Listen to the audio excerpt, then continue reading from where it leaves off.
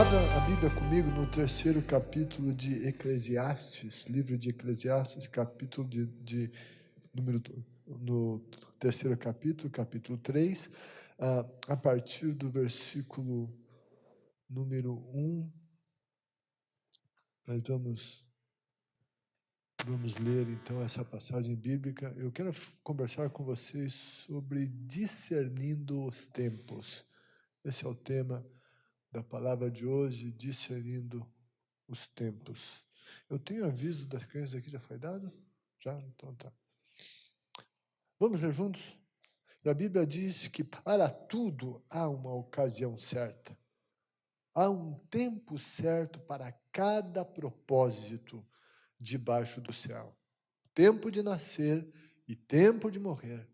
Tempo de plantar e tempo de arrancar o que se plantou. Tempo de matar e tempo de curar. Tempo de derrubar e tempo de construir.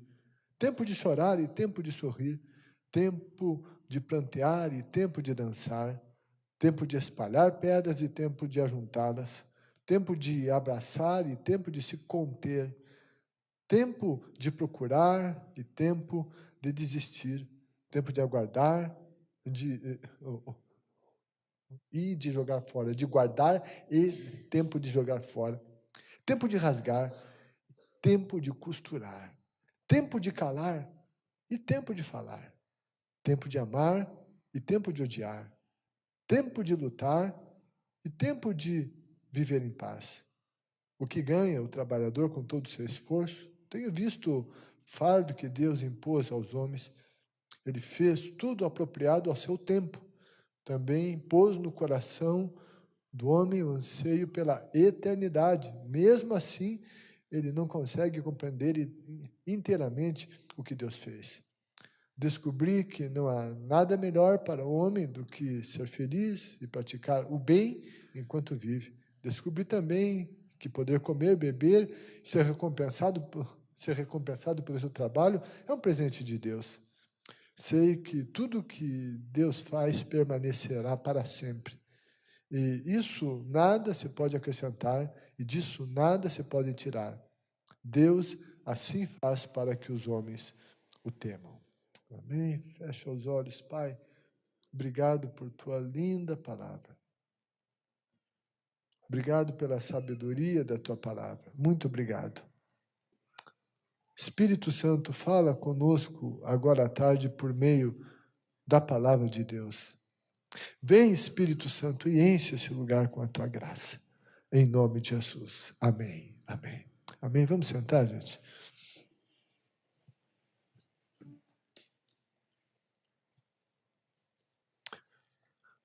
Esse livro que nós lemos, livro de Eclesiastes, e segundo capítulo 1, versículo número 1, ele foi escrito pelo rei, filho de Davi, portanto, o escritor dele foi o rei Salomão,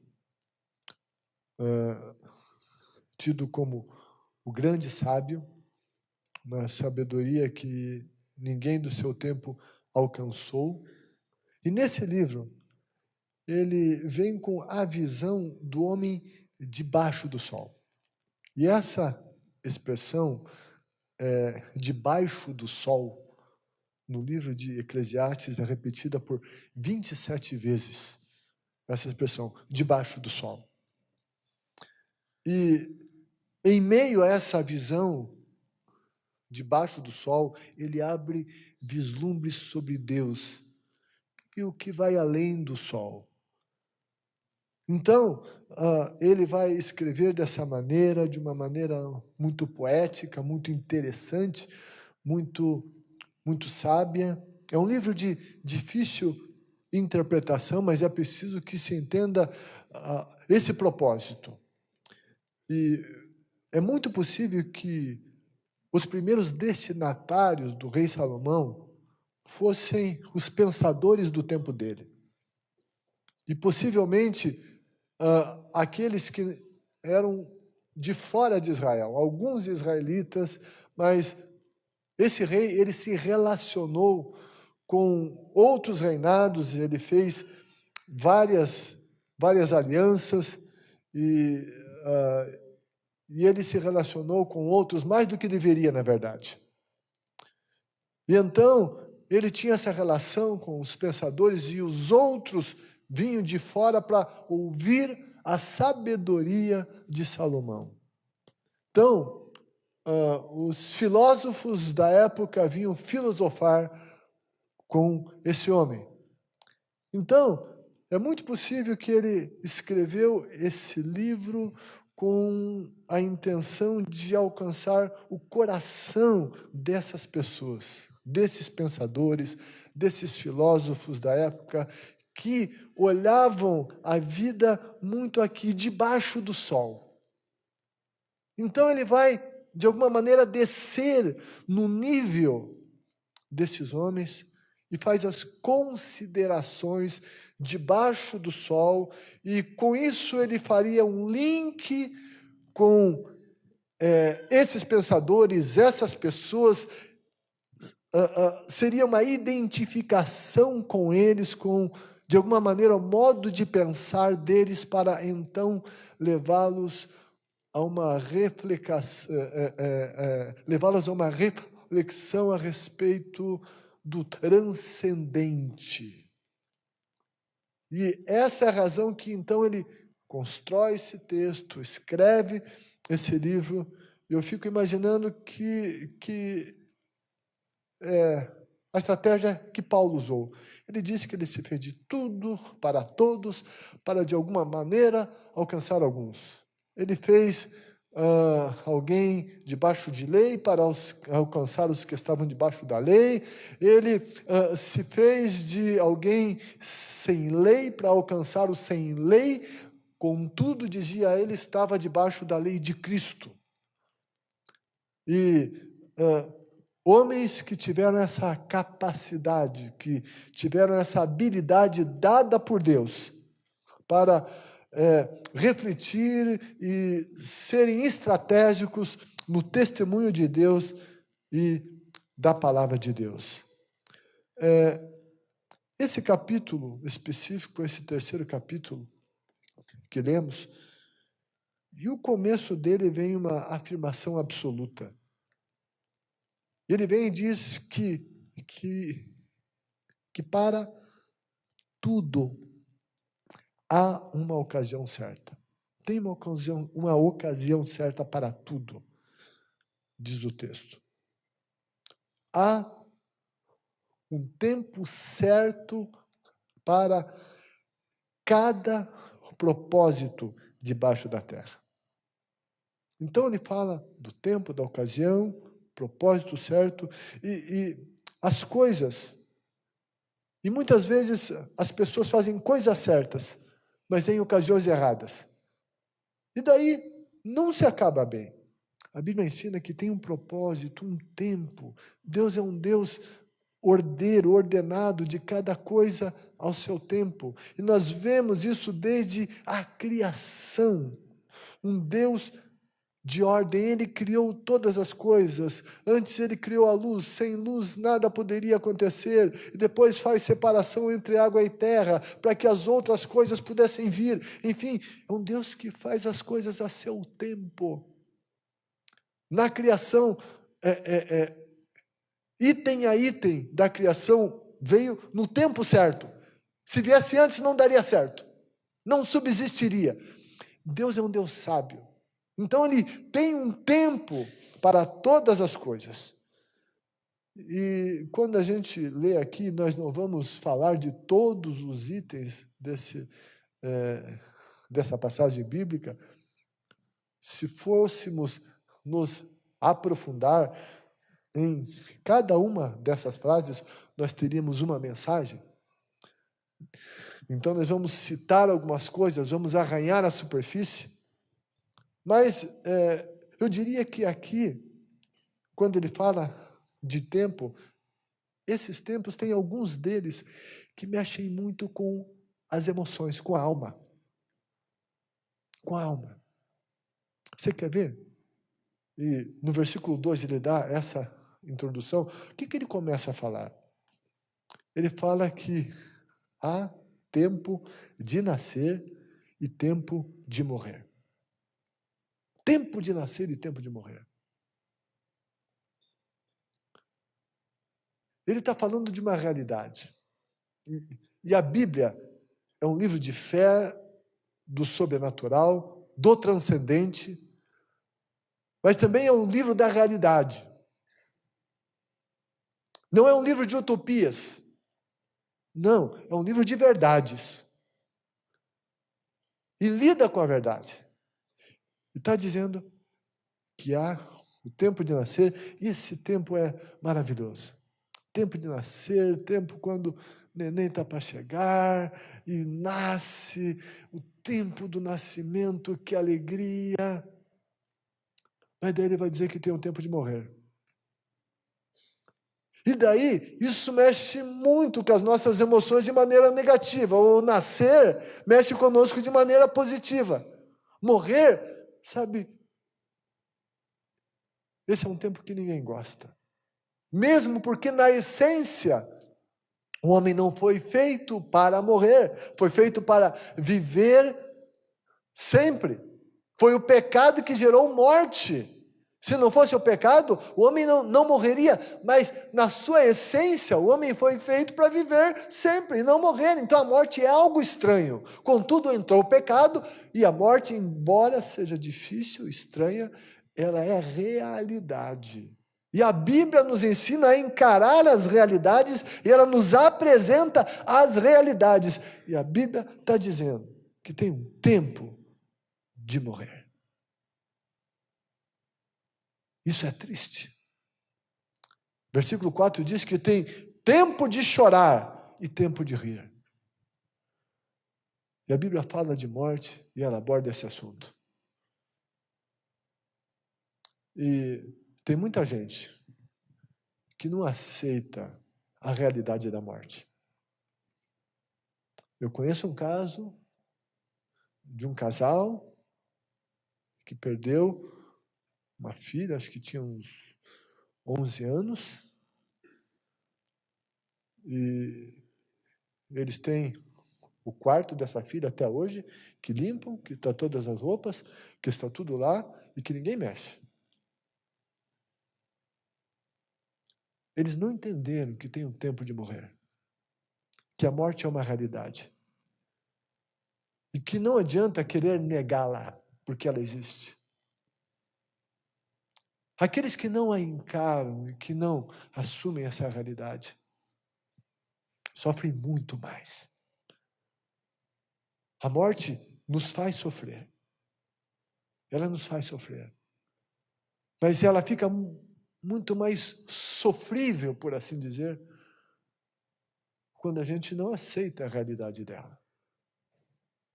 Quando nós a ignoramos, quando nós a resistimos, mesmo que ela já aconteceu, de alguma maneira, mesmo que o ente querido, uma pessoa já foi sepultada, há muitos que não a sepultam na sua alma, não sepultaram aquela pessoa ainda. Um outro caso que também conheço de uma mulher que perdeu seu esposo e que semana a semana pendurava as roupas dele, lavava a roupa, pendurava no varal e não cuidava do guarda-roupa dele. E anos se foram. Não entendeu que é um tempo para todas as coisas. E que a morte vem. E há um tempo de morrer. Deus é sabedor desse tempo. E nós não o entendemos. É verdade que tem algumas mortes que não seriam o tempo de Deus. Eu não acredito que alguém que morre de uma overdose morreu no tempo de Deus.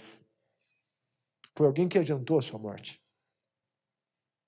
Mas, enfim, existem os tempos de morrer. Tempos de morrer.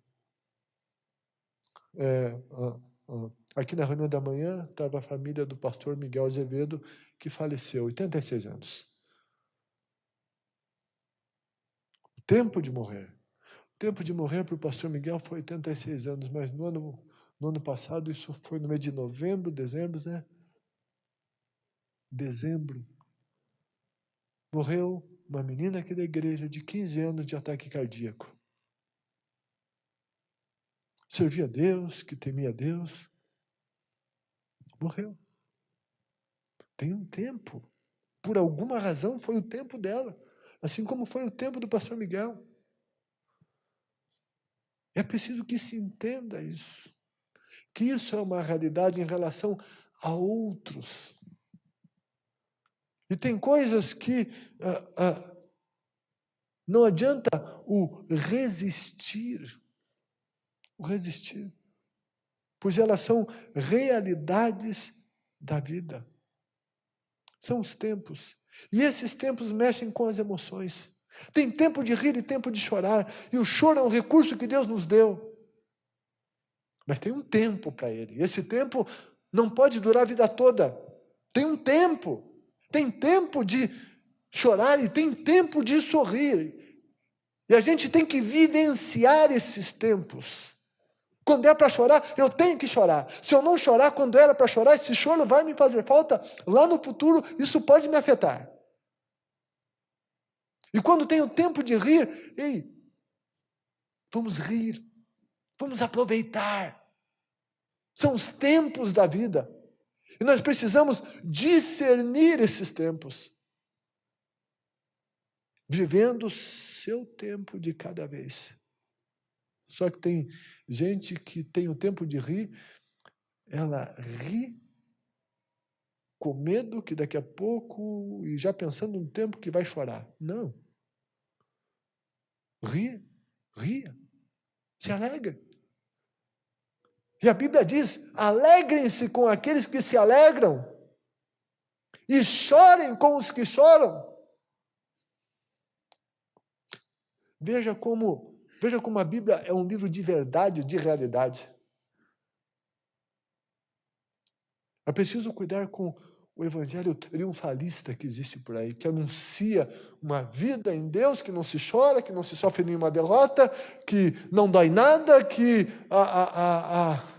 enfim, que nada errado acontece, que dá tudo certo, é um mar de rosas sem espinho. Isso é mentira, isso não é evangelho, isso não é o que a Bíblia diz. Tem tempo para todas as coisas.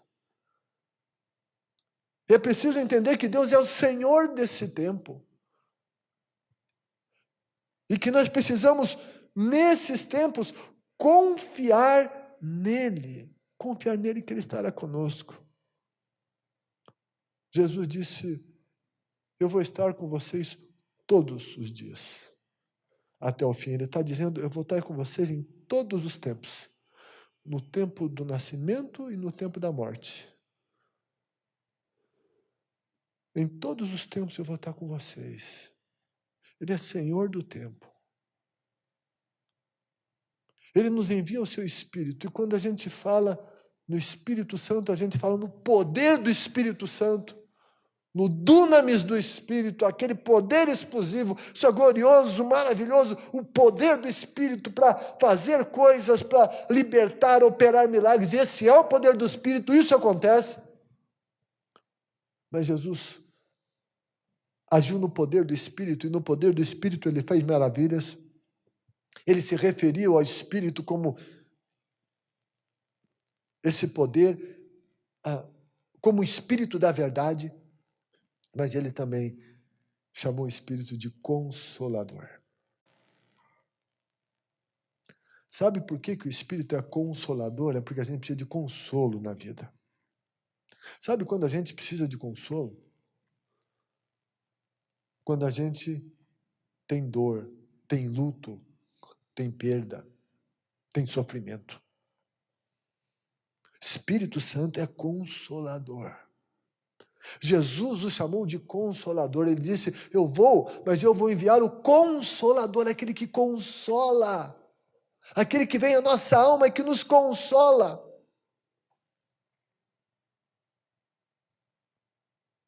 Às vezes há algumas situações, e Deus na sua soberania, sabe por quê?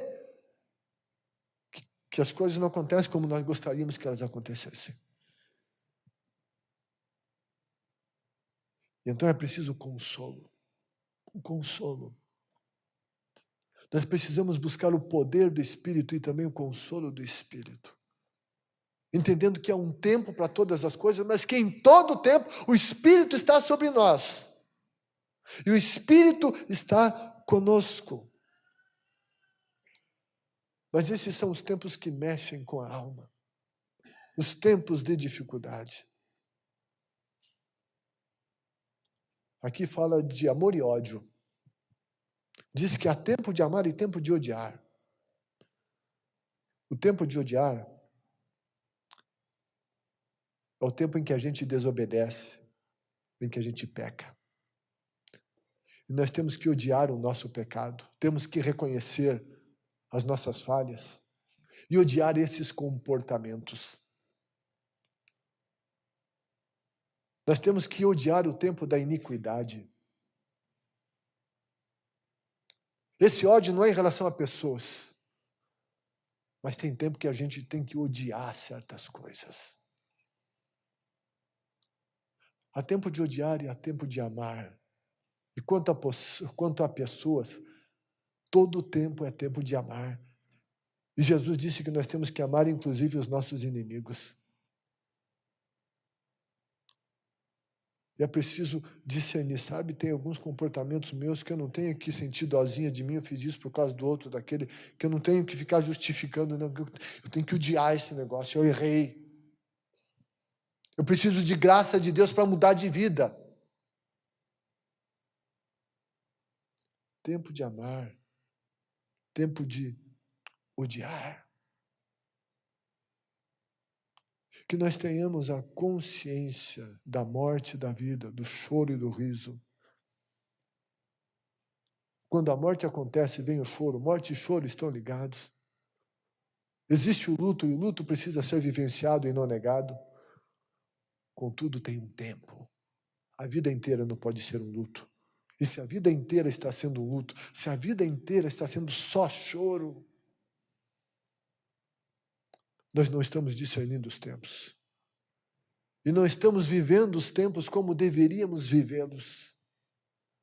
Há um tempo determinado para todas as coisas. Precisamos perceber esses tempos que estão determinados e discernidos.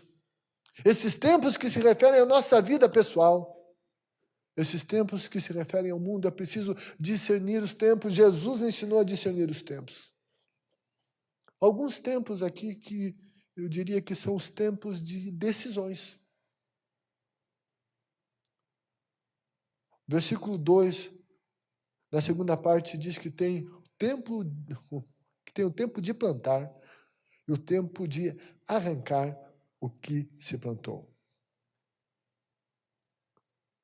Para que um dia se possa colher, em primeiro lugar, é preciso que se plante.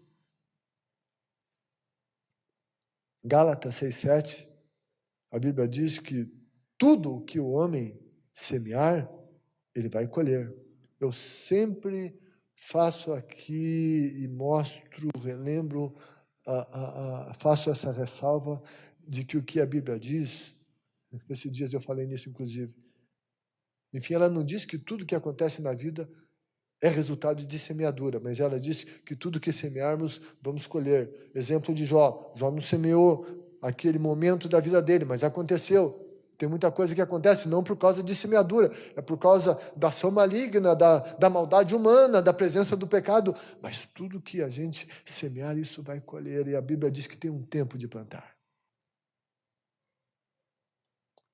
Tem muita gente que quer colher algumas coisas na vida sem ter plantado, sem ter semeado. Tem muita gente que quer colher sucesso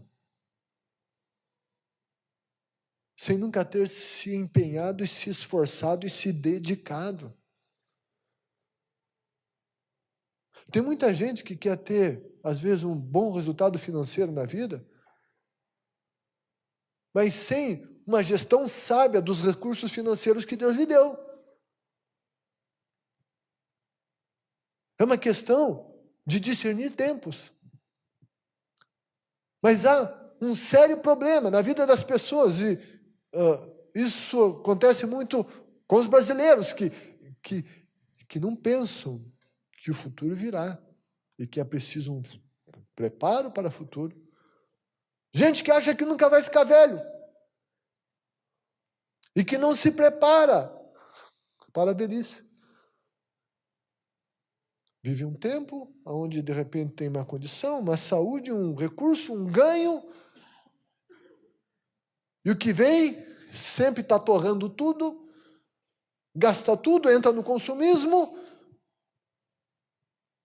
não poupa nada, não reserva nada, não se prepara para o futuro.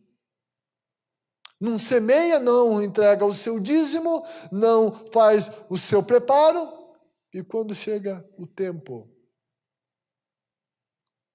de uma idade mais difícil, quando não se tem a mesma energia e nem as mesmas oportunidades no mercado de trabalho, e não se preparou para esse tempo, daí vai dizer que Deus é o culpado.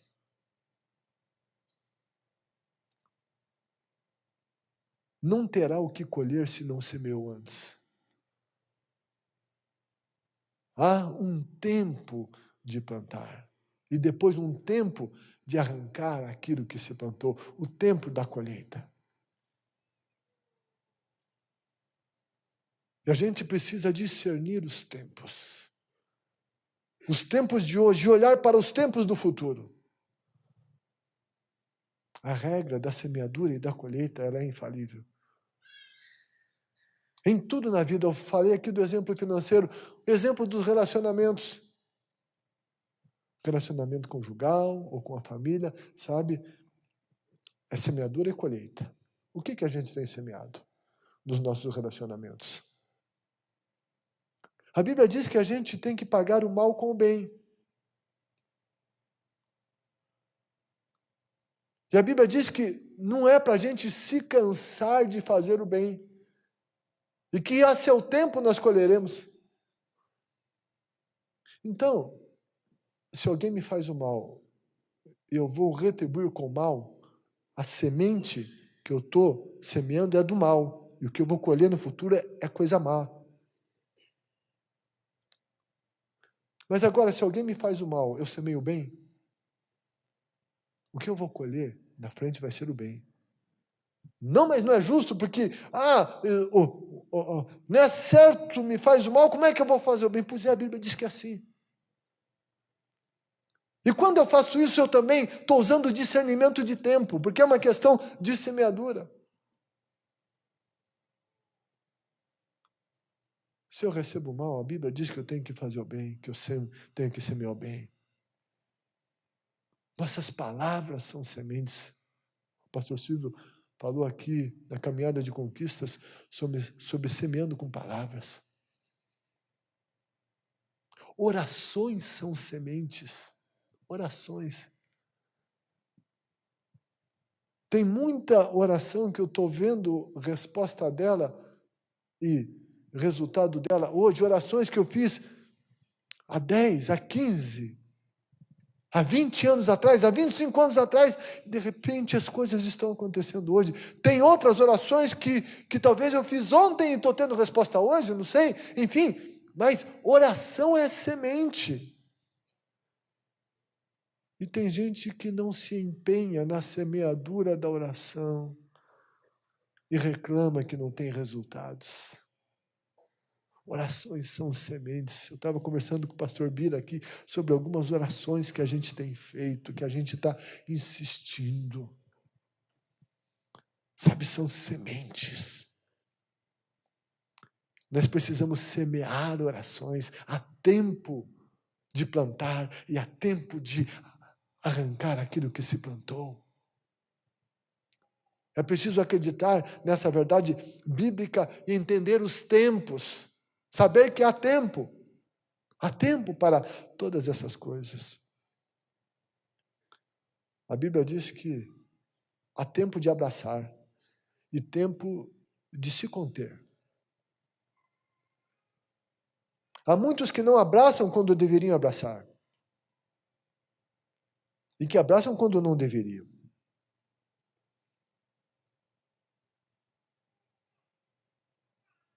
Tem muito pai e muita mãe, às vezes, que não abraça o filho como deveria. Não tem tempo, está agitado, tem que trabalhar, tem que fazer isso.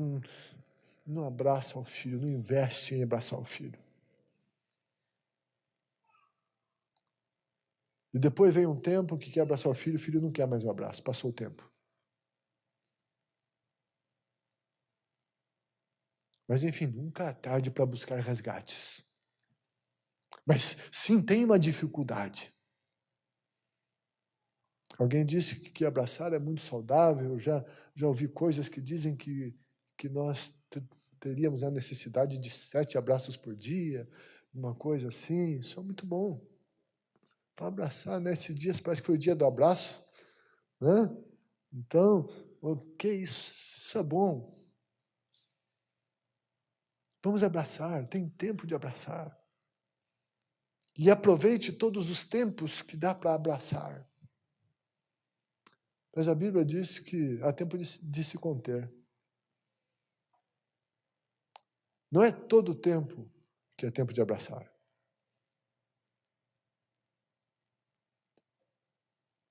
Tem muitos pais enfim, que o filho sempre tem razão, que ele sempre abraça o filho.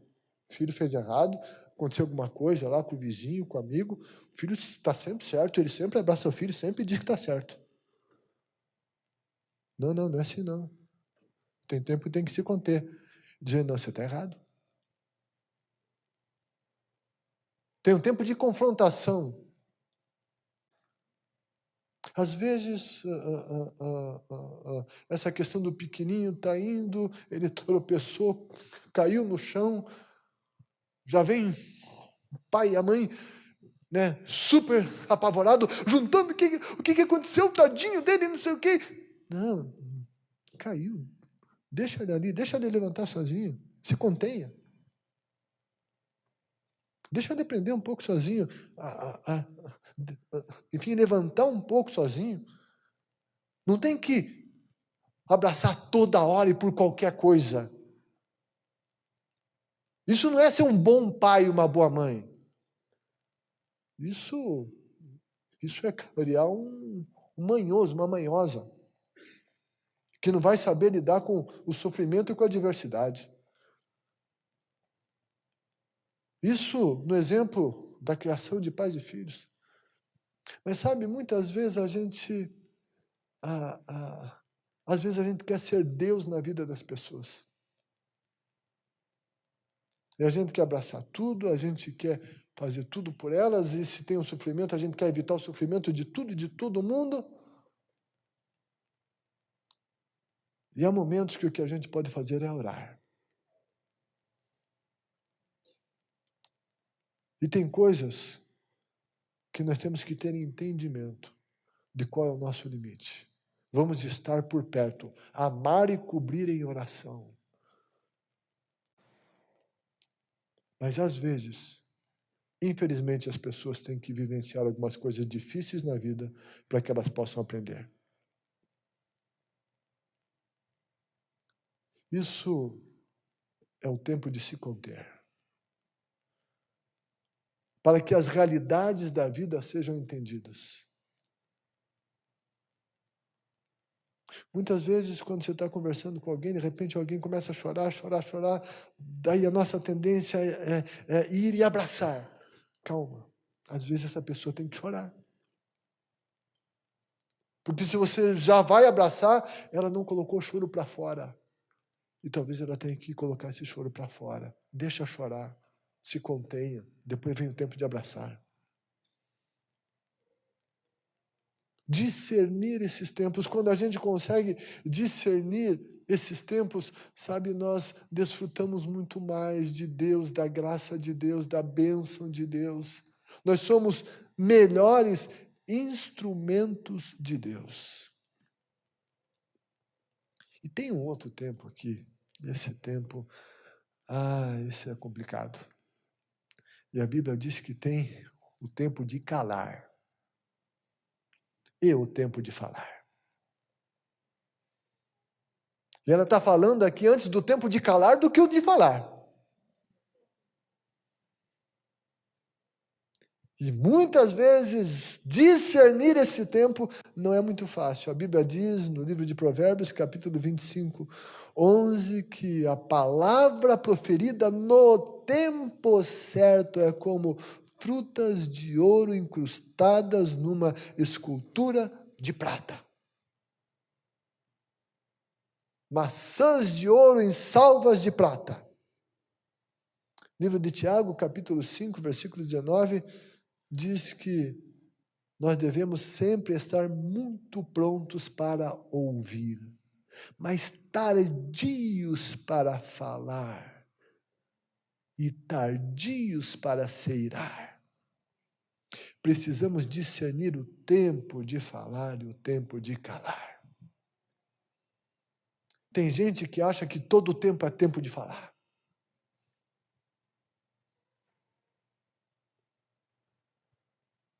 Tem gente que não para, que não analisa. Veio a vontade de falar, já fala, né? Há vários que têm o seu cérebro na ponta da língua. E daí se perde, sabe, causa conflitos e muitas coisas complicadas na vida. Por quê? Porque não entendeu o tempo de calar e o tempo de falar. Você sabe qual que é um tempo de calar? É quando o sangue sobe. É quando a gente está fervendo, é quando a gente está nervoso, é quando a gente está tenso. Se a gente falar nesse momento, sabe, não vai ser bom.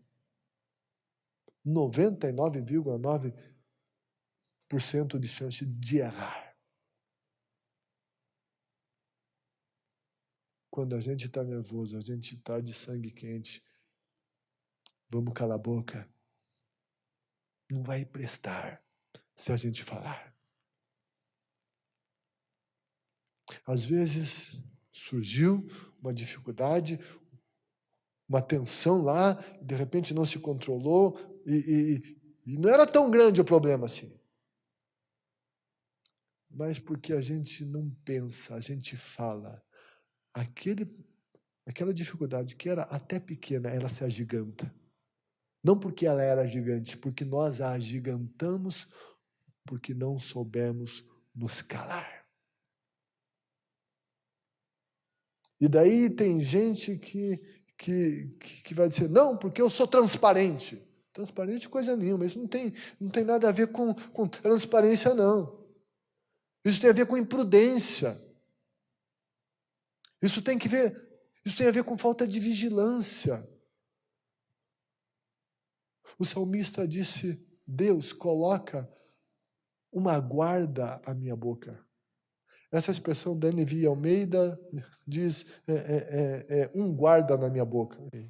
E é possível as duas traduções, um guarda ou uma guarda, mas eu acho que nesse caso a NVI também tem uma melhor tradução, melhor uma guarda, um só é pouco, né? Então quando eu oro, eu digo, Deus, coloca uma guarda, coloca um exército na minha boca. Porque um guarda só é pouco. Pois palavras podem fazer matar ou viver.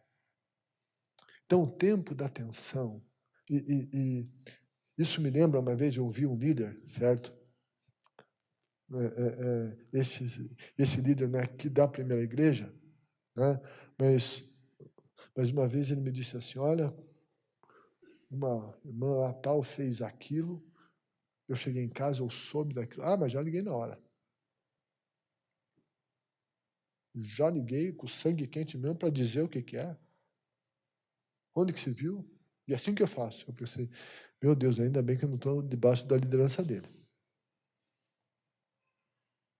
Aí daquele que estiver debaixo da liderança de alguém assim. Porque quando a gente está destemperado, não falaremos com sabedoria. É preciso discernir os tempos. Tempo de calar. Quando a gente está nervoso, vamos nos calar. Vamos nos calar. Vamos orar.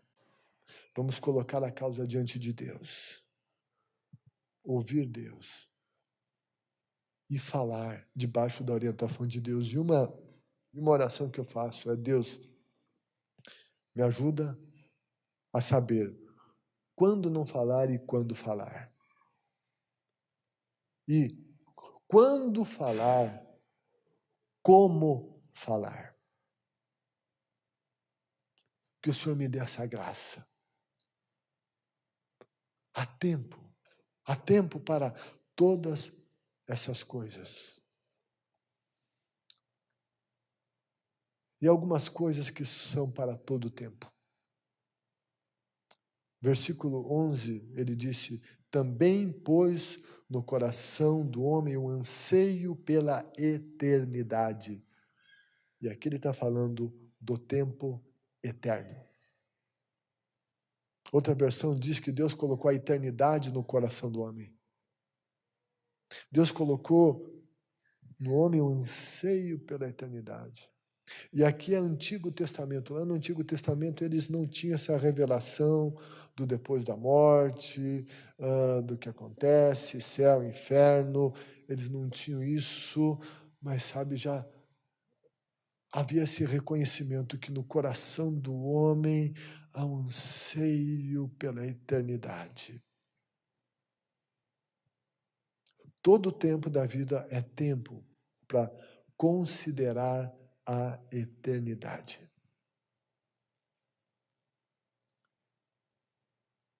Considerar a eternidade envolve a consciência de que a vida não acaba debaixo da terra. Que não somos como os animais.